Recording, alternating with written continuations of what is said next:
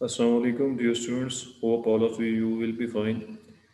Today I am here with your second lecture of month January first week.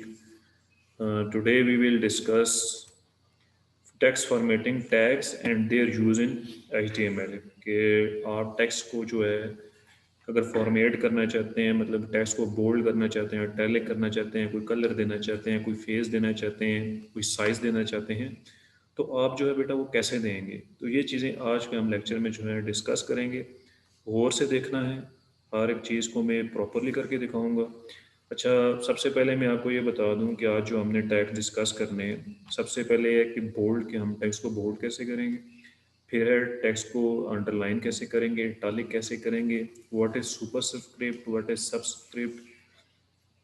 फिर font को size कैसे दे सकते हैं, कलर कैसे दे सकते हैं, और फेस कैसे दे सकते हैं, मतलब उसकी जो भी लैंग्वेज स्टाइल होता है, फेस से मुराद है, वो कैसे दे सकते हैं। ये सब चीज़ें हम वन बाय वन करेंगे और इंशाल्लाह आपको समझ आएगी। बेटा सबसे पहले जो हम हमेशा प्रोसेस करते हैं वो ये है कि we have to open a text document notepad. ये मैंने इस पर क्लिक किया बेटा, तो ये एक टेक्स्ट डॉक्यूमेंट क्रिएट हुआ, तो इसको मैं नाम देता हूँ फॉर्मेटिंग। ठीक ठीक है, टैग्स का। तो मैं बेटा अभी इसको इस तरह मैंने ओपन कर दिया, तो ये मेरे पास ओपन हो गया। क्योंकि फ़ॉन्ट साइज़ को थोड़ा बड़ा करना है, तो इसलिए ताकि आपको नज़र आए, तो यहाँ से मैंने फॉर्मेट पे क्लिक करके इसका साइज़ जो है 36 कर दिया। ठीक है, ये अब आपको नज़र आएगा। तो बेटा क्योंकि ये HTML की कोडिंग हम सीख रहे हैं, वेब पेजेस बनाना सीख रहे हैं, तो सबसे पहले हमने यहाँ पे कौन सा टैग लगाना होता है, वो है बेटा HTML टैग। HTML टैग के बाद बेटा हम इसको कोई ना कोई हेडिंग दे देते हैं। ठीक है, इसके हेड में टाइटल दे देते हैं इसको। तो टाइटल मेरा आ जाएगा जी TI टाइटल।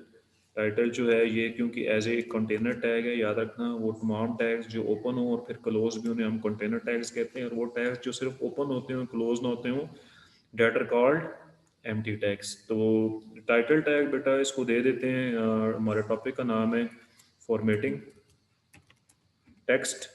ठीक है, इन HTML। तो ये इसको टाइटल भी मैंने दे दिया, तो इस टाइटल टैग को मैं क्लोज भी कर देता हूँ बेटा। ठीक है, तो ये क्लोज कर दिया मैंने इसको। अच्छा, तो यहाँ पे अब हेड को भी मैं क्लोज कर देता हूँ, क्योंकि हेड की मुझे इधर तक की ज़रूरत थी।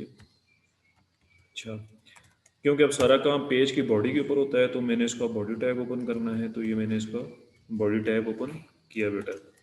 अच्छा, सबसे पहले कौन सा टैग हमने देखना है बेटा, वो है जी हमारे पास डेट इज़ बोल्ड टैग।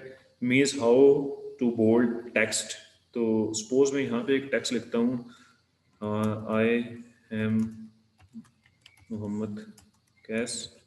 ठीक है, और बेटा अब देखो इस टेक्स्ट को अगर मैंने बोल्ड करना है, तो simple big for bold bold tag लगा दिया। उस बोल्ड टैग को मैंने यहाँ पे क्या करना है बेटा, साथ में क्लोज भी करना है। तो उसको क्लोज करने के लिए बेटा ये स्लैश बी मैंने लगा दिया।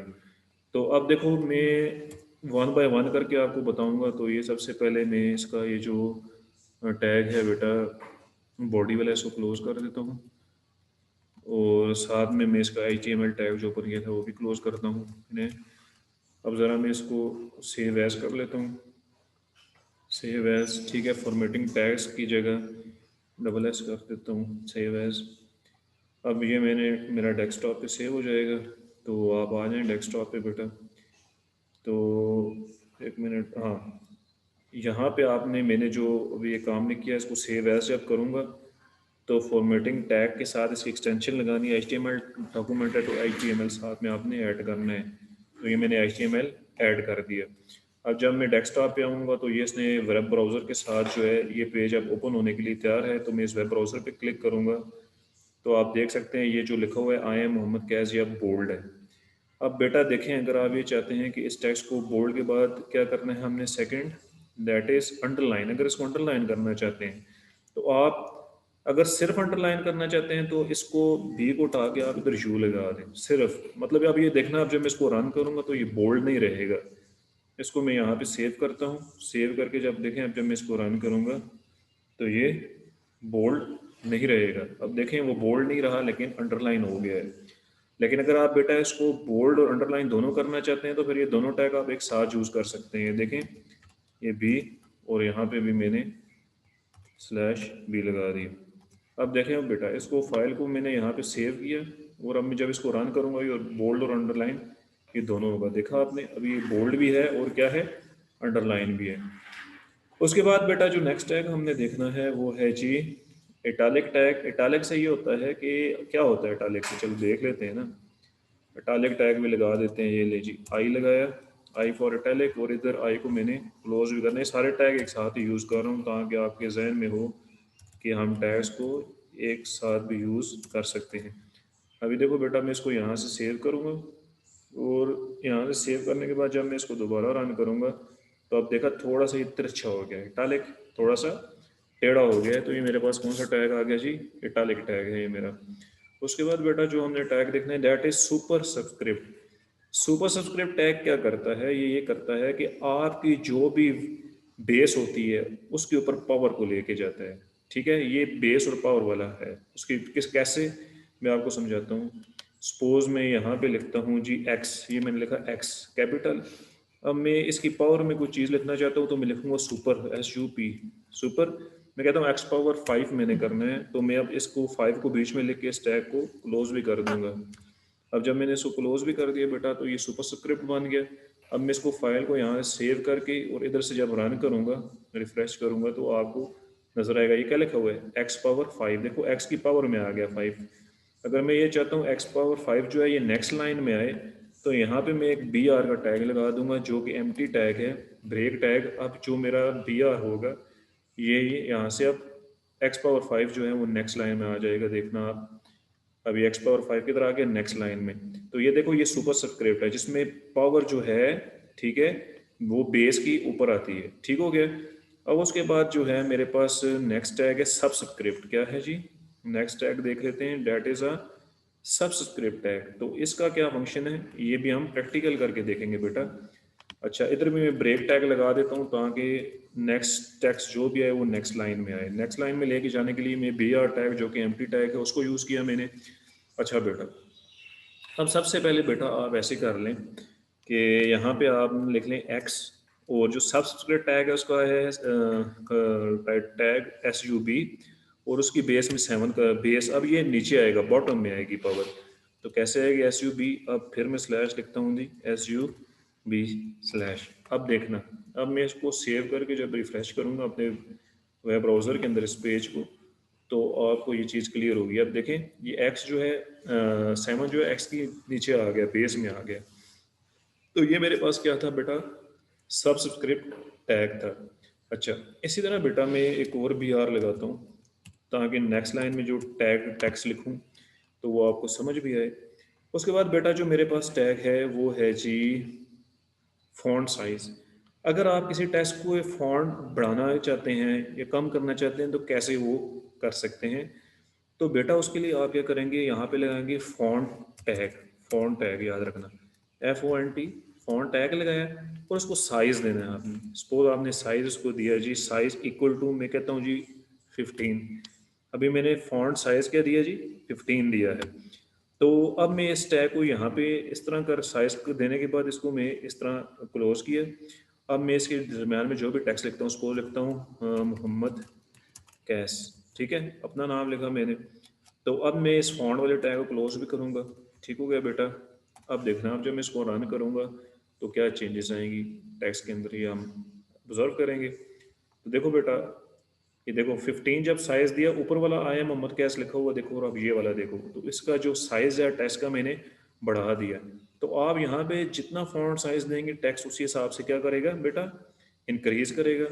उसके बाद बेटा एक और टैग है हमारे पास वो है जी फॉन्ट कलर का। तो बेटा फॉन्ट कलर अगर देना है तो सिंपल इसी तरह फॉन्ट टैग ओपन करना है आपने, आगे साइज की जगह आपने लिख देना है कलर। अब कलर कौन सा पसंद है, जो भी पसंद है। मुझे पर्पल पसंद है तो मैं इधर पर्पल लिखता हूँ। ठीक है, पर्पल लिख दिया। तो अब जो है इसके अंदर जो है मैं फिर लिखता हूँ जी पीस, दी पीस, पीस कॉलेज। तो अब देखें मैं फॉन्ट टैग को क्लोज भी करूँगा तो यहाँ पे जो है इसको मैं फाइल को सेव करूँगा और यहाँ से मैं आ जाके रिफ़्रेश कर लूँगा। तो देखते हैं कुछ चेंजेस आई। ये देखें दी पीस कॉलेज पर्पल कलर में लिखा हुआ आया है। क्योंकि मैं इसको नेक्स्ट लाइन में डिस्प्ले करवाना चाहता हूँ तो मैं ऊपर वाले जो लाइन है उसके साथ BR लगा दूँगा। तो जब मैं इसको सेव करके रन करूँगा बेटा, तो आप देखिएगा ये पर्पल कलर में आ जाएगा। तो आपको जो भी कलर पसंद हो बेटा, आप उसको वो कलर लिखेंगे आप तो वो आपको डिस्प्ले में आ जाएगा। HTML के अंदर बाज़ कलर्स के नंबर्स भी होते हैं, वो आपको याद करने होंगे। फिर उसके बाद बेटा जो लास्ट टैग है आपके टेक्स्ट फॉर्मेटिंग के अंदर, जो कि आपकी बुक के अंदर मौजूद है, वो है फॉन्ट फेस। तो फॉन्ट फेस बेसिकली लैंग्वेज होती है, एरियल हो गया, कोरियर हो गया, इस तरह की जो भी आप सेलेक्ट करना चाहें। तो मैं यहाँ पे लिख देता हूँ जी फॉन्ट टैग ओपन किया। अब इधर कलर की जगह आ गया face, so face equal to Arial कर देता हूँ और इसको मैं यहाँ पे क्लोज करता हूँ और इधर लिख देता हूँ मैं एबटा बार। ठीक हो गया। और अब मैं यहाँ पे फॉन्ट वाले टैग को क्लोज भी करूँगा। तो यहाँ पे मैं चाहता हूँ ये अगली टेक्स्ट जो अगली लाइन नेक्स्ट लाइन में, तो मैंने BR ब्रेक टैग भी लगा दिया। अब मैं इसको सिंपल यहाँ से सेव करूँगा और यहाँ से रिफ्रेश कर दूँगा। तो ये देखें एबटाबाद आया। अब देखें इसका जो लैंग्वेज स्टाइल है वो एरियल है। ठीक है, इसी तरह इसके अंदर और भी हैं, जिस तरह मेरे पास है कोरियर। तो मैं इसको ज़रा कोरियर करके देख देता हूँ, COURIER कोरियर। तो इसको अभी मैंने एरियल की जगह कोरियर किया। तो मैं इसको फाइल को सेव करने के बाद अब मैं इसको रिफ़्रेश करता हूँ। तो ये देखें ये अब कोरियर स्टाइल में जो है कन्वर्ट हो गया, COURIE कोरियर। फिर इसमें एक रॉकवेल, एक है रॉकवेल, ROC के रॉक, WELL वेल। ये भी एक, सॉरी ये गलत जगह मैंने लिख रहा हूँ। फॉन्ट यहाँ पे एरियल की जगह इधर करना था कोरियर और वो, तो यहाँ पे मैं करता हूँ रॉकवेल, ROC के रॉक, WELL वेल मैंने इसको किया। अब मैं इसको सेव करके यहाँ से रन करूँगा बेटा। तो ये देखो रॉकवेल स्टाइल में ये आ गया। अच्छा, अभी मैं आपको जो सबसे इंपॉर्टेंट चीज़ बताने लगा हूँ एट द लास्ट बेटा, वो ये है कि आप इन तीनों टैग्स को एक साथ भी अप्लाई कर सकते हैं। मतलब आप सिंपल इधर लिखें फॉन्ट, फॉन्ट लिखने के बाद आप लिखें size, size is equal to, इसको जो भी आपने साइज़ देना है। ठीक है, आप सपोज साइज़ कहते हैं, साइज़ इक्वल टू आपने दे दिया जी इसको 10। ठीक है, फॉन्ट में जो साइज़ आ गया वो क्या आ गया आपके पास, 10 आ गया। उसके बाद आप इसको कलर दे दें, colour equal to colour equal to red दे दिया इसको आपने। और उसके बाद बेटा हमारे पास आ गया जी फेस, फेस इसको दे दिया face equal to courier, COURIER courier. अब देखो, अब ये जो मैंने ऊपर बेटा यहाँ पे साइज दिया था, कलर दिया था, फेस दिया था, देखो अलग अलग टैग फॉन्ट का ओपन करके दिया था। अब मैंने एक ही फॉन्ट का टैग ओपन किया, उसमें तीनों चीज़ें एक साथ दे दी। ठीक है, अब इसके दरमियान में मैं लिख देता हूँ एबटाबाद, एबटाबाद। और अब इसके जो फॉन्ट वाला टैग है उसको मैं क्लोज कर देता हूँ। अब बेटा जब मैं इसको रन करूँगा ना, तो जो एबटाबाद लिखा हुआ आएगा नेक्स्ट लाइन के अंदर, तो वो बेटा एज इट इज़ जो है तीनों चीज़ें एक साथ उसके ऊपर अप्लाई हो चुकी होंगी। तो अब देखना, ये देखो इसको मैंने 10 साइज़ दिया था, उसको कलर रेड दिया था, कोरियर लैंग्वेज दी थी। तो ये देख सकते हैं आप, ये तीनों चीज़ें एक साथ भी आप किसी टेक्स्ट के ऊपर अप्लाई कर सकते हैं। तो बेटा आपका जो होमवर्क टास्क है वो ये है कि आपने एक पैराग्राफ लिखना है और उस पैराग्राफ की टेक्स्ट फॉर्मेटिंग करनी है।